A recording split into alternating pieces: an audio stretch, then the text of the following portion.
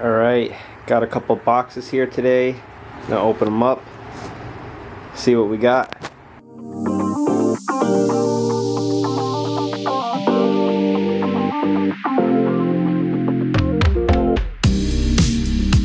So I got a good amount of stuff here to last me for next year. Down here I got a full set of plastics. Got a new stand for the pit bike because this plastic one's junk. We're going with Kenda tires this year. Gonna try these out, see how they are. They look pretty good though. I like the tread pattern. We'll see how they last. Got the tubes, rim strips. I got new spokes. I'm gonna try to lace them myself. I got this like brake caliper protector thing. A new mapping button because mine's broken. Some freshy lenses. I got this Sela Pro Taper holeshot device. It's self-engaged, so you only need one person to do it. I'm gonna try to throw that on, see how it works. Some new grips, chain and sprockets here. Oil filters, air filter cleaner. So we definitely spent some money on this stuff, but honestly I don't even think I'll need anything else for the rest of the year that I could think of.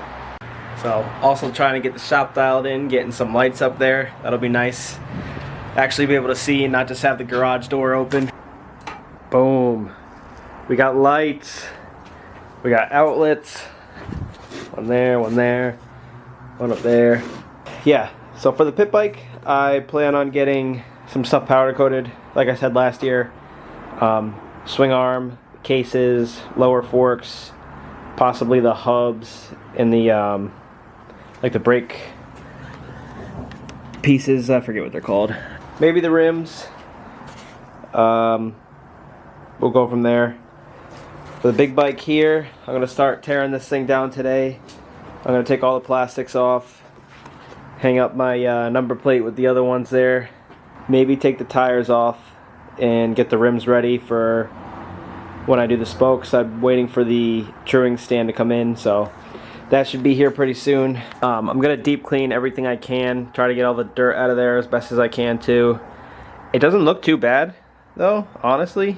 Even from under where the skid plate was isn't too bad either. So I'm ditching these white radiator guards. I hate these things, these stupid plastic pieces. I bought a metal piece that protects it that goes in there, so it's flatter, it's not as bulky, and I won't have this problem anymore. So I'm gonna start tearing this thing down.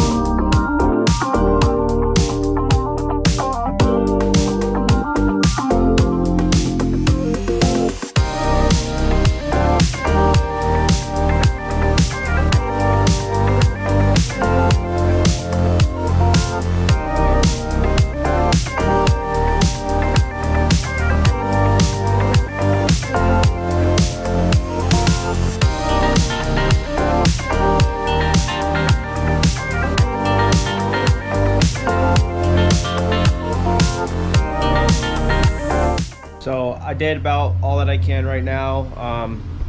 Just cleaned everything up, cleaned the axles. I'll grease them when the wheels are ready. Cleaned all in there and the parts. Over here, cleaned the axle, got all that stuff that was junked up in between all these little crevices out.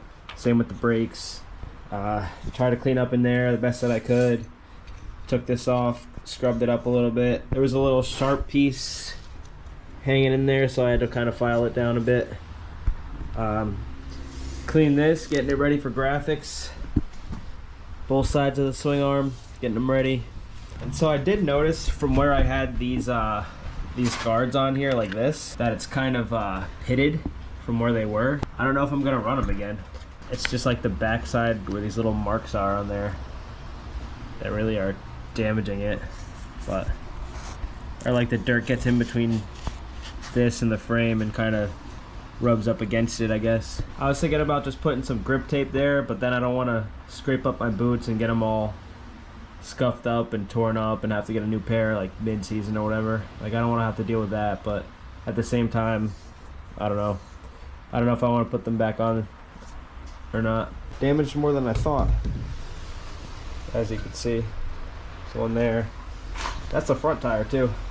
And there's like, I don't know, there's like 3 on this tire that I damaged, but put the front sprocket on there.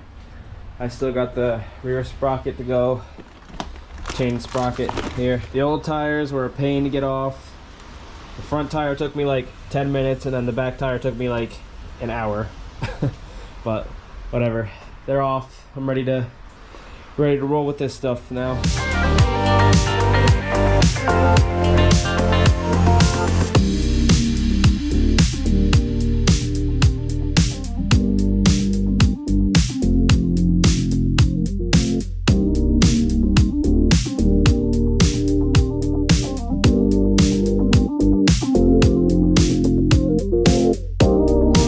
Unfortunately, the radiator guards don't fit. I forgot that I had aftermarket radiators, so that sucks. I'm gonna check their website though, the Radiator brand, Milers, and see if they have anything, because I'm sure they do, hopefully. But these things are sick, so if they fit, I would be super happy with that, because they're very well made and durable, I'm sure. You're not gonna damage your radiator with these. So here I got the hubs for the big bike. Spokes and everything's off. I gotta clean them up a little bit and then send them off. The powder coat, the swing arm off the pit bike I took off. I'm gonna send that to powder coat too. I wanted to do that earlier this year, but I was riding it all year and stuff like that, so I didn't even bother taking it apart. But now that it's winter, I might as well. So this stuff's gonna be powder coated and it's gonna look like this. Boom. Everything's coated. Check out that swing arm. That thing looks sick. Nice clean glossy black. Left all the spots open so I could put everything back in with no problems. Rear hub here. I also got this valve cover done. It was a BBR cover. It was red originally, but the red like didn't match with like all the little parts on there, so I figured just get it black. But yeah, everything came out super sick. I love it. It's gonna look great on the bike. All right, here we go. We got the wheels laced up. The hubs are done, powder coated. They looked amazing. Got the back one here done. I didn't lace them myself. I tried and I failed, so went to Motorsports Nation, had one of the guys over there do it, and he did a phenomenal job, so I'm happy with that. It took him like a day or 2 to get it done. I'm gonna throw these new tires on here. I got all new stuff, tubes, tires, rim strip, rim lock, all that good stuff. I'm gonna throw that on now. Got the tires on here. I gotta throw that new sprocket on. I got the front one on here.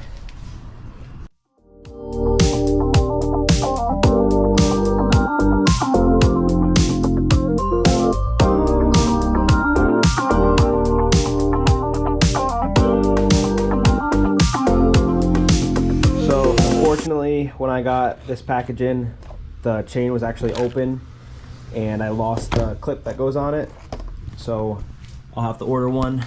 But this chain and sprockets looks sick. Going with Mika for both sprockets and the chain. The bars are pretty nice. I've had these for about 2 years now. I like running them. They're comfortable. So there's just a few little things I got to do and this thing will be all set. I gotta place an order on Motorsports and get the radiator guards that I wanted to go in there. We get the aluminum ones. I got some graphic coming for this because I didn't like the gray color that I had on this before. It just didn't go with it. All in all, we're getting there. Once I get that piece for the chain, then I could probably throw this thing in, see how that works, maybe test it out. But I'm excited to do this.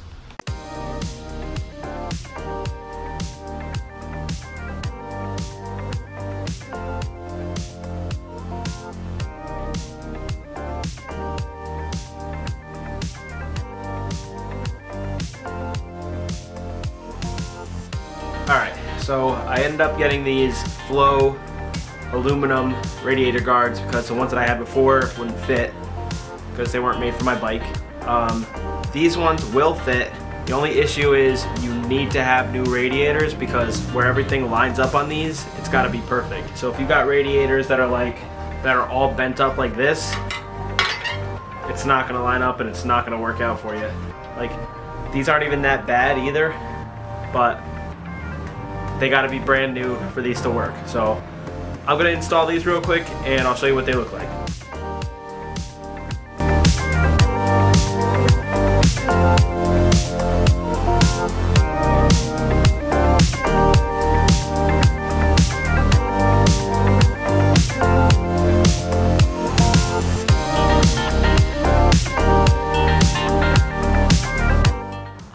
Alright, so I got the guards on here. As you can see, they protect the front of the radiators. They're on there pretty good. So they are a little tricky to get on here, but once you get them on, they look pretty good. And if you have the Works connection or whatever radiator braces you have, they should work together with it, as long as they're not bent up and pretty new-ish.